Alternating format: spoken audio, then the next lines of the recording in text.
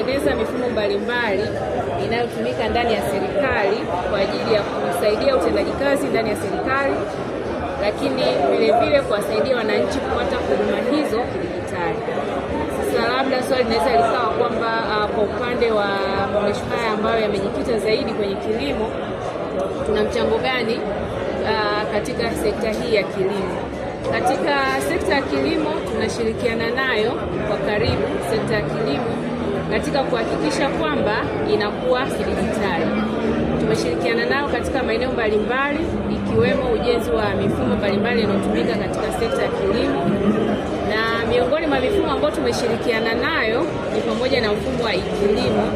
ambao tumeshirikiana na Wizara ya Kilimo. Mfumo huu unaiwezesha Wizara ya Kilimo kupata taarifa mbalimbali za wakulima, kwa maana kujua idadi ya wakulima, lakini pia ni kama dirisha moja la utendaji kazi katika taasisi zote zilizoko chini ya Wizara ya Kilimo, na vile vile inaisaidia kupitia mfumo huu, unaiwezesha wizara kuweza kusimamia taasisi zake. Pamoja na hayo ni kutoa vibali mbalimbali vya kilimo. Kwa hiyo kwa watu wote wanaohusika na kilimo, nadhani wanaweza wakawa wako vizuri kuelewa mfumo huu wa kilimo, lakini tunaonyesha tu kwamba wananchi kwamba katika sekta ya kilimo, basi na sisi kama IGA tuna mchango wetu wa kushirikiana na wizara hii ya kilimo. Lakini vile vile tumeshirikiana na Tume ya Maendeleo ya Vyama vya Ushirika katika kutengeneza mfumo wa usimamizi wa vyama vya ushirika ambao unaitwa MUVU.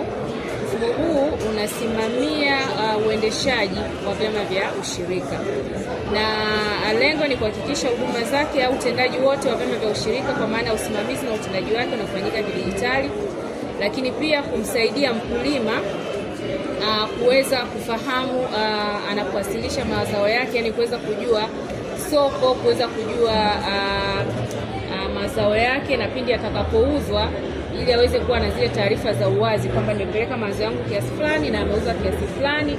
na mimi nitapata kiasi fulani. Kwa kupitia mfumo huu unaweka uwazi katika ndani ya vyama vya ushirika, lakini pia kwa wanachama wenyewe wa vyama vya ushirika pindi wanapouza mazao yao. Na mpaka sasa hivi katika mfumo huu wa vyama vya ushirika ni zaidi ya vyama 6,000 vya ushirika ambavyo vimesajiliwa katika mfumo huu. Kwa hiyo hata yale mapato, kama kulikuwa kuna changamoto ya upotevu wa mapato, kwa sasa hivi hiyo changamoto haipo tena kupitia mfumo huu. Lakini pia tumeshirikiana na mamlaka ya usimamizi wa mbolea TFRA kutengeneza mfumo wa usimamizi wa mbolea ambao unaitwa Fertilizer Information System FIS. Mfumo huu unaiwezesha TFRA kusimamia wazalishaji wote na waagizaji wote wa mbolea ndani na nje ya nchi, lakini pia unawezesha kuangalia mwenendo wa soko la uuzaji wa mbolea, kwa hiyo na kudhibiti ule mfumuko wa bei ya mbolea. Kwa kama TFRA itapotoa bei elekezi, kwa maana serikali inapotoa bei elekezi ya mbolea, basi TFRA wana uwezo wa kufuatilia kupitia mfumo huu kuona wauzaji wa mbolea wamezingatia ile maelekezo ya serikali, yani wanauza mbolea katika ile bei ya elekezi au wameongeza bei kwa maana ya kupata faida zao, kwa sababu tunajua kufanya biashara wanalenga kupata faida kubwa. Kwa hiyo inawasaidia sasa, inaisaidia serikali kuweza kudhibiti soko la mbolea, kwa hiyo na kuwawezesha wakulima kupata mbolea kwa bei elekezi na wao kuendeleza vizuri kilimo chao na hatimaye kupata faida. Kwa upande wa kilimo tumeshirikiana na sekta hii kama ambavyo nimeelezea, lakini vile vile tunaendelea kushirikiana nayo katika matumizi ya mifumo mbalimbali mingine ambayo sio ya kilimo moja kwa moja, lakini inahusu utendaji kazi ndani ya serikali,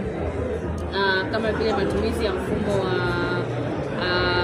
barua pepe za serikali, kwa maana Government Mailing System GMS. Taasisi au sekta zilizoko katika zinazohusika na kilimo zinatumia pia mfumo huu, lakini pia mfumo wa e-office kwa maana ya ofisi mtandao unatumika pia na sekta mbalimbali za kilimo. Kwa hiyo kwa leo tulikuwa tunatamani kuelezea wananchi waweze kufahamu jitihada tunazofanya katika sekta ya kilimo, hususan katika kipindi cha 8-8 na nitumie fursa hii kuwakaribisha wananchi wote wanaopita katika viwanja hivi 888 hapa Dodoma kuweza kutembelea banda la iga, kuweza kufahamu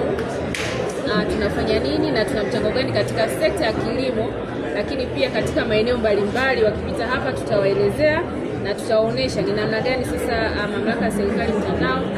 inalenga kutimiza azma ya serikali ya kujenga serikali kidijitali.